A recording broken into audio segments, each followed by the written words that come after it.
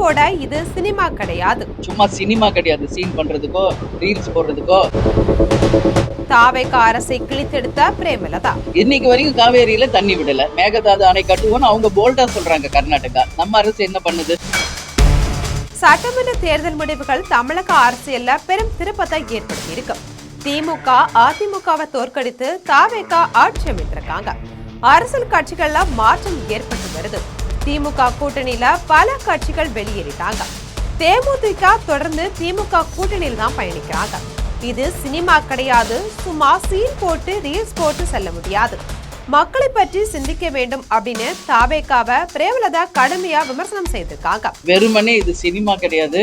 அதனால உண்மையான real hero ஆகணும்னா சொன்ன வாக்குறுதிகளை நிறைவேறும்.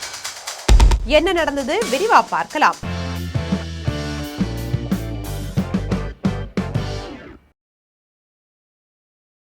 கடலூர்ல தேமுதிக பொதுச் செயலாளரும் விருதாச்சலம் தொகுதி எம்எல்ஏவுமான பிரேமலதா விஜயகாந்த் செய்தியாளர்களுக்கு பேட்டி அளித்திருக்காங்க. அப்போது அவங்க கூறுகையில, ஓட்டு போட்ட மக்கள் தான் தமிழக அரசினுடைய நிலைப்பாட்டை சொல்ல வேண்டும். அதை நான் உறுதியாக சொல்கிறேன். இன்றைக்கு எம்எல்ஏவாக நாங்கள் தொகுதிக்கு செல்கிறோம், ஆய்வு செய்கிறோம். எந்த ஒரு அடிப்படை பணி கூட ஆரம்பிக்கவில்லை. ஆனால் தாவேகா ஆட்சி அமைத்து 3 மாதங்கள் ஆக போகிறது. சீன் போடக்கூடாது. இது கோடிக்கணக்கான மக்களின் வாழ்வாதாரம் சம்பந்தப்பட்டது. இது சினிமா கிடையாது. சும்மா சீன் போட்டு ரீல்ஸ் போட்டு செல்ல முடியாது. போட்டோ ஷூட் மட்டும் செய்து சென்று விடலாம்னு நினைக்கிறாங்க. பல கோடி மக்களினுடைய வாழ்வாதாரத்தை இந்த அரசு கவனத்துல கொள்ள வேண்டும். தமிழக அரசின் நிலைப்பாடு செயல்பாடு எப்படி இருக்கிறது என்பதற்கான பதில் ஓட்டு போட்ட தமிழக மக்கள் தான் தரணும். அதுல நான் உறுதியா சொல்றேங்க. ஏன்னா இன்னைக்கு நாங்க தொகுதிக்கு போறோம், ஆய்வு செய்யறோம், அதிகாரிகளை கூப்பிட்டு நாங்க பேசுறோம். எந்த டெண்டர் கூட விடல. எந்த ஒரு அடிப்படை வேலைகள் கூட இன்னி வரைக்கும் ஆரம்பிக்கும். ஆல்மோஸ்ட் 3 months ஆக போகுது. சும்மா சினிமா கிடையாது. சீன் பண்றதுக்கோ ரீல்ஸ் போடுறதுக்கோ வெறுமனே போட்டோ ஷூட் பண்றது கிடையாது. பல கோடி மக்களினுடைய வாழ்வாதாரத்தை இன்னைக்கு இந்த அரசு கண்டிப்பாக கவனத்துல கொள்ளணும். இது நிச்சயமா நல்ல அரசா இல்லையா என்பதை மக்கள் தான் சொல்ல வேண்டும். மக்கள் தீர்ப்பே மகேசன் தீர்ப்பு. நாங்களும் பொறுத்திருந்து பார்க்கிறோம்.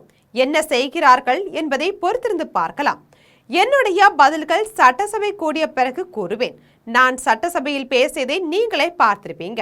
வெறும் விருதாச்சலம் தொகுதியில மட்டுமல்லாம எல்லாரை பற்றியும் பேசுகிறோம். விவசாயிகளுக்கு ஆதரவு தெரிவித்து ஒகேனக்கல்லில் ஆகஸ்ட் 1ஆம் தேதி போராட்டம் நடத்த இருக்கும். இன்றைக்கு வரை காவிரியில தண்ணீர் விடவில்லை. மேகதாதுல அணை கட்டுவோம் அப்படின்னு கர்நாடக அரசு மிகவும் உறுதியா சொல்லிட்டு இருக்காங்க. அதனால நிச்சயமாக இது நல்ல அரசா இல்லையா என்ற கேள்விக்கு பதில் ஓட்டு போட்ட மக்கள் தான் சொல்லணும். மக்கள் தீர்ப்பு தான் மகேசன் தீர்ப்பு. நான் சட்டசபையில பேசுறது நீங்க எல்லாருமே பார்த்திருப்பீங்க. வெறும் விருதாச்சலம் தொகுதிக்கு மட்டும் கிடையாது, எல்லாத்தை பத்தியும் தான் நம்ம பேசிட்டோம். அப்படி பார்த்தா இன்னைக்கு ஒகேனக்கல்ல ஆகஸ்ட் 1ஆம் தேதி நாங்க மாபெரும் ஒரு ஆர்ப்பாட்டத்தை வச்சிருக்கோம் விவசாயிகளுக்காக. இன்னைக்கு வரைக்கும் காவேரியில தண்ணி விடல. மேகதாது அணை கட்டுவோம்னு அவங்க போல்டா சொல்றாங்க கர்நாடகா. நம்ம அரசு என்ன பண்ணுது? நம்முடைய அரசு என்ன செய்ய போகுது? அரிசி விலை கிலோ 40 முதல் 50 ரூபாய் உயர்ந்திருக்கு. ஒரு டன் அரிசி 15,000 ரூபாய் உயர்ந்துள்ளது. மக்கள் அரிசியை நம்பி இருக்காங்க. அரிசிக்கே இந்த நிலைமைனா விலைவாசி உயர்வு எப்படி போகும்? அரசு உரிய நடவடிக்கை எடுக்க வேண்டும். அவர்கள் இதை பற்றி சிந்திக்க வேண்டும். சினிமா பார்த்து அழுது சீன் ஓட்டக்கூடாது. இது மக்களுடைய வாழ்வாதாரம். ஒரு டன் அரிசி நேற்று மட்டும் 15,000 ரூபாய் உயர்ந்திருக்கு. அப்போ மக்கள் நம்பி இருக்கிறது அரிசி.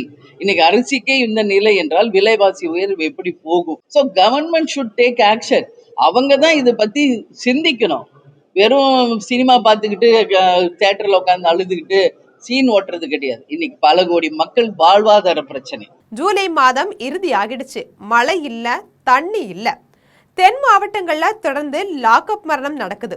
தவறு செய்தால் சட்டப்படி நடவடிக்கை எடுக்க வேண்டும். அடிப்பதற்கு யாருக்கும் உரிமை இல்லை. இனியும் இது தொடரக்கூடாது. இன்னைக்கு ஜூலை எண்ட் ஆக போது, இது வரைக்கும் மழை இல்லை. சோ எதை நோக்கி நம்ம போயிட்டு இருக்கோன்றதுதான். விவசாயிகள் நல்லா இருந்தா தமிழ்நாடு நல்லா இருக்கும். காவல்துறையை நம்ம பாதுகாக்க தான் போட்டிருக்கோம். அடித்து கொள்றதுக்கு யாரையும் போடல. அது உண்மையாக நாங்க தேமுதிக சார்பா கண்டிக்கிறோம். மக்களை பாதுகாப்பதுதான் காவல்துறையின் வேலை. நீட் வேண்டாம் அப்படின்னு மக்கள் போராடினால் அதை ரத்து செய்வதுதான் அரசின் வேலை.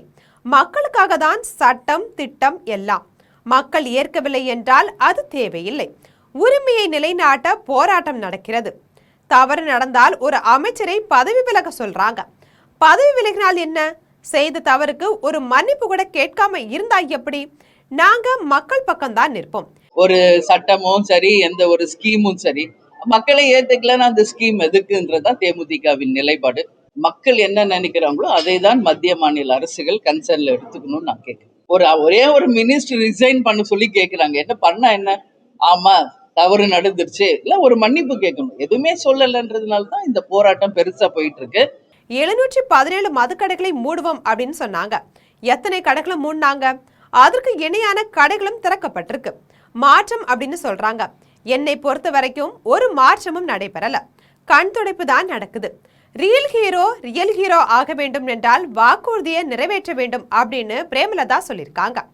இப்ப 717 மதுபான கடைகளை மூடுவோம்னு சொன்னாங்க. ஒரு பக்கம் மூடிட்டு இன்னைக்கு பாரோட பல இடத்துல டாஸ்மாக் கடைகள் வேற ஒரு ரூபத்துல வந்துகிட்டு இருக்கு. மாற்றம்னு சொல்றாங்க.